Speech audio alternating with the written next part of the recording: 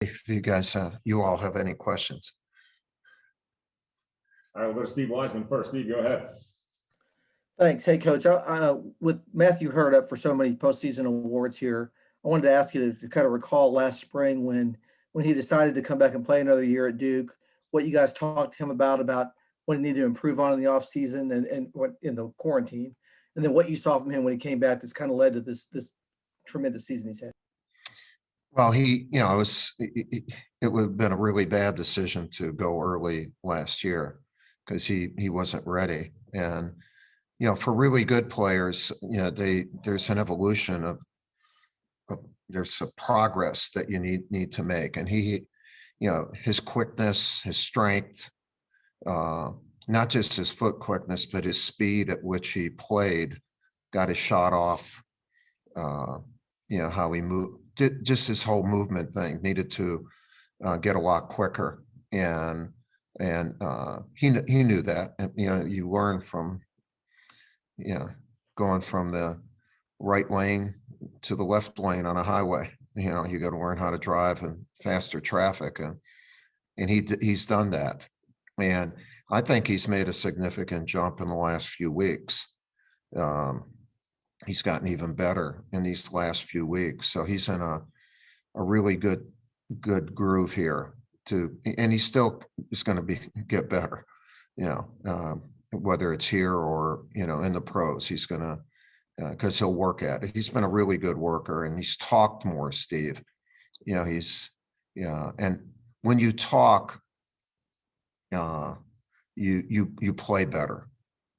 You move quicker. The louder you talk, the better you play. Not to an opponent, but to your teammates and to yourself. And he's learned how to do he's learned to do that. And he'll get that at a higher level. Brendan Marks, go ahead.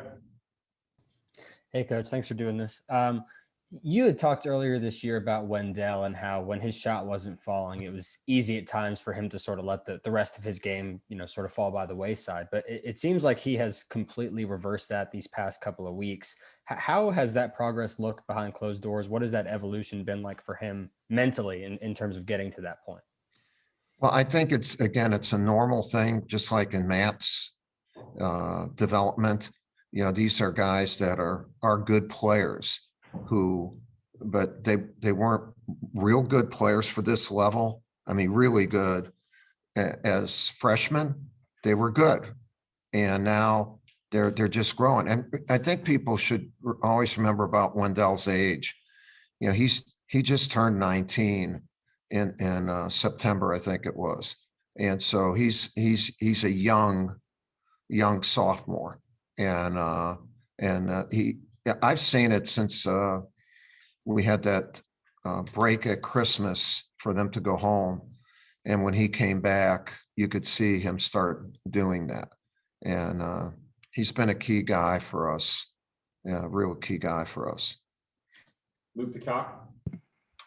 Mike, you may argue that Matthew should have been on it, but there weren't any ACC players on the short list for the Naismith Award today. Two of the top candidates for ACC Player of the Year are a transfer from Radford and a transfer from Wofford. This is a league that's always kind of had stars. You mentioned it on Monday, talking about 83 and, Michael and Ralph Sampson and all that. Is this a cyclical thing, or is something else going on? Where are the stars that the ACC usually has? Yeah, well, it's an interesting, you bring up a really interesting point. I don't think that that means next year it'll be that way, but I think each year can be different in all the conferences. The Big Ten has gotten old, right, and good, and you didn't get there in 1 year. And so, in saying that, Hunter Dickinson, who's played great, has been surrounded by veterans. And that helps showcase him, where I think some of the younger talent in our league has not been, didn't have that structure. And get ready for the transfers, man. With it being like the Wild West, or when it's all opened up, how rosters look, and also who comes back, who are seniors. This will be one of the really incredible years this off season in the history of our game, with all these things meeting at the juncture. A lot of streams are going into one spot at the same time, and it's going to be a flood, and we'll see what happens. David Thompson. Hey, Coach. Just want to get your thoughts just about what it's going to be like to have fans at this game, and also I know the players. You guys get, I think it's like 40 tickets for Right. player families. What that's going to mean for your team just to have their families watch them play in this game. Yeah, well, I'll talk about the families first. In any of the games when the other school, look, we follow the protocol of what anyone's doing. They have the right to determine their locale, and a number of teams have given the 40 tickets, and that's helped wherever we've gone. It helped at Georgia Tech, and to me, they've done the fan thing the best, although we haven't gone to Carolina, so they might do it as well or better. But, for a whole year, whole season, Georgia Tech has done it that way. And it makes you miss the old days and look forward to the future when you have fans back in the stands. For our sport, won't be back completely until you get fans, because there's the intimacy there in our game. My XM show today, I had Williams, the new assistant GM. I don't know if he's assistant with the Hurricanes, and he was great. And this is the first night where the Caniacs come back.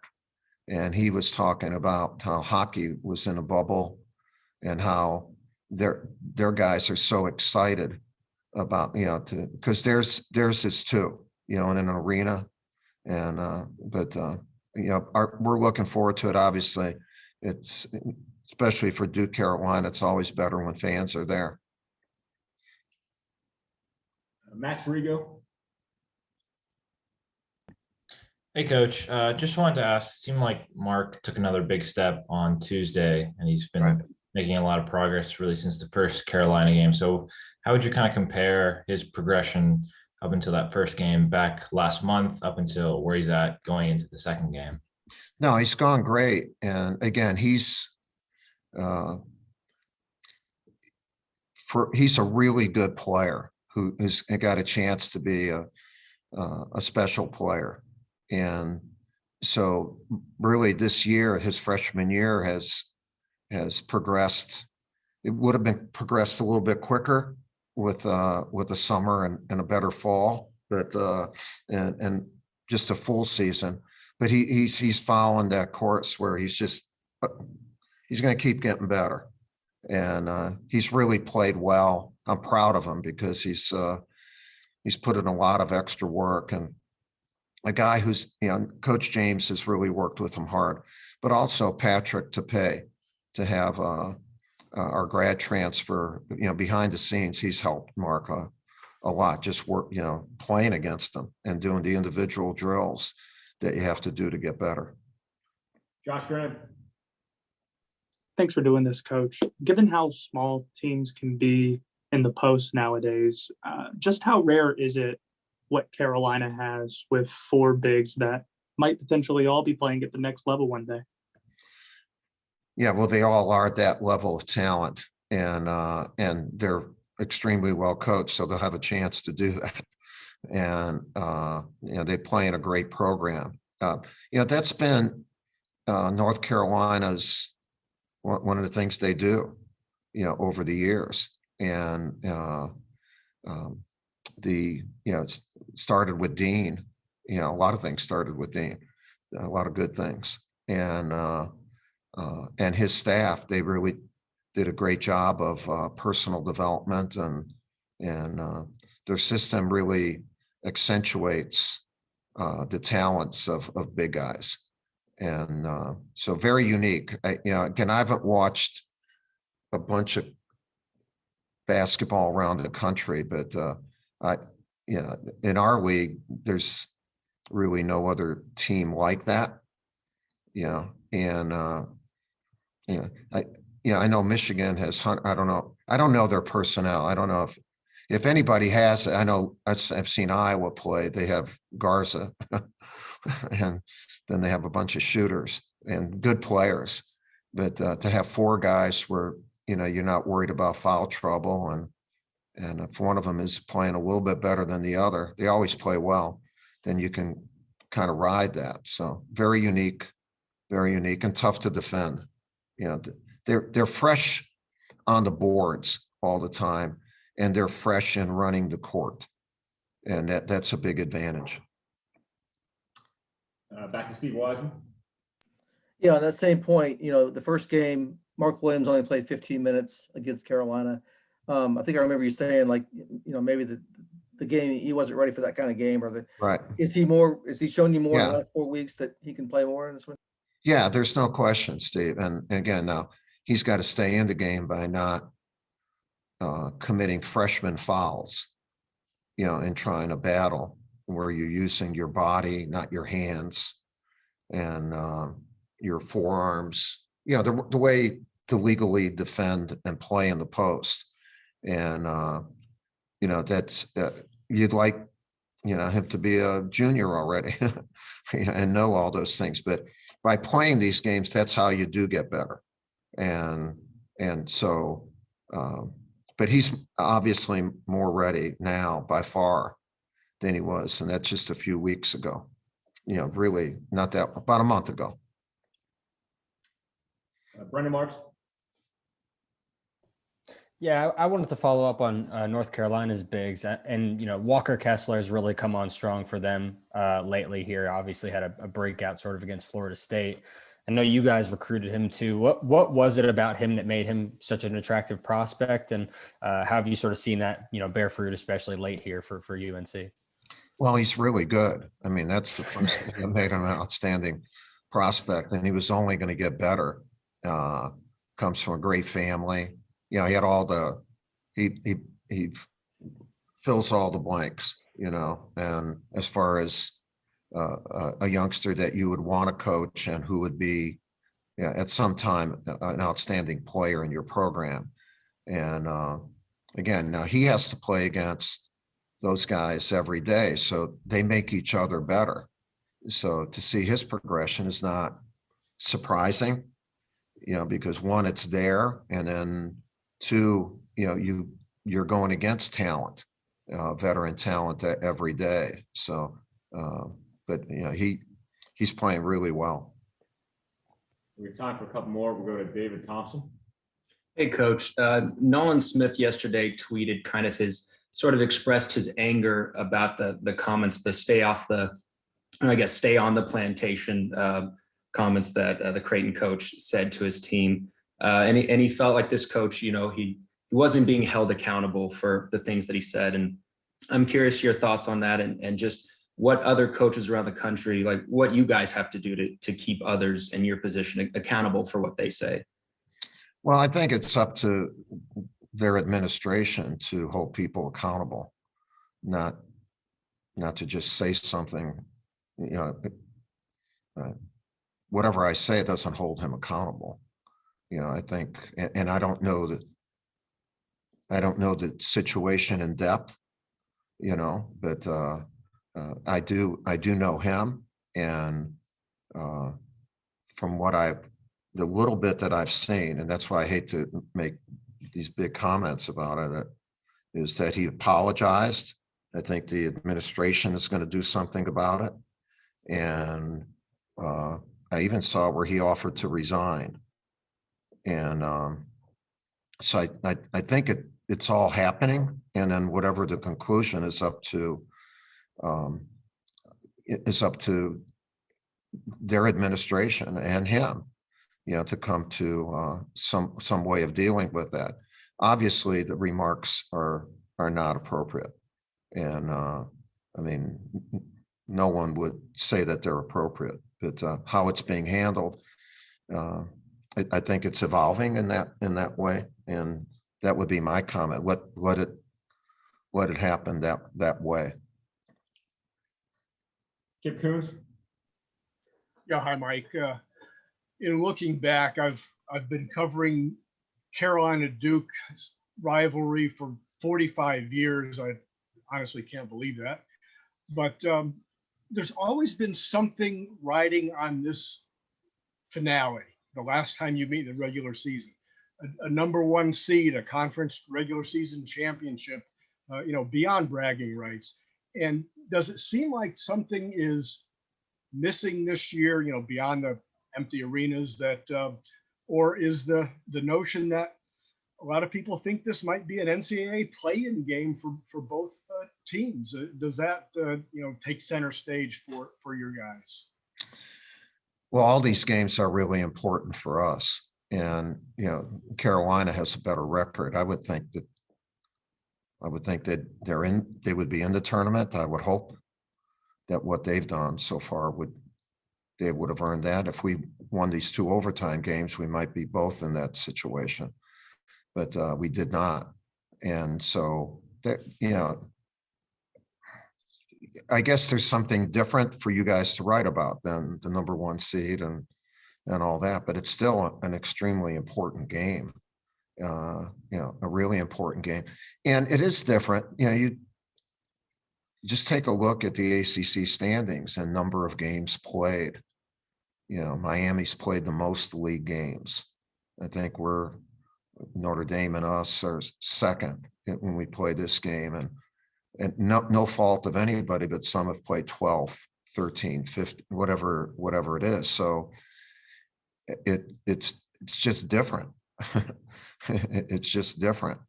And I'm hoping that everybody will be available to play in the tournament, in the ACC tournament. I don't know where, I guess Virginia Tech is, they've missed probably as many as anybody, maybe one less than Louisville, but what will be their status for the tournament? And so it's just, we're getting through it, and we're going to have an NCAA tournament, and that's great. And then it'd be great to get back to the old days, huh? And have fans and have summer and have 31 games or so, and do all those things. And that's my hope. But the game is big, Kip. There's no question about it. We don't minimize it in any way. Donald Wine? Thanks, Coach. For Jamin Brakefield, I want to talk about him really quick with his versatility and being able to guard bigs and also kind of be in a smaller lineup. How do you see his importance for this game, particularly with the bigs that UNC possesses and how good they've been playing so far? Again, I didn't hear the first part. Who did you say? Jamin Brakefield. Okay. Yeah. Well, for all of our bigs, we have young bigs, and they're not as big as their bigs. Well, Mark is, but not as heavy. And so you can't make, especially the fouls. You can't foul young. You got to play with experience. And Jamin had a tough game against Georgia Tech, but he played really well against Virginia. So he's played against some really good bigs. Huff is as good as anybody in our league. And Moses is he's got to be right there for, player of the year or first team or whatever. So we've had that experience. Hopefully it'll pay off for us. Anything else for Coach? All right, Coach, appreciate your time. Thank you. Okay. Thank you all. Thank you, All right. Coach. Thank you. Good luck. Thanks, Coach. Thanks, Coach.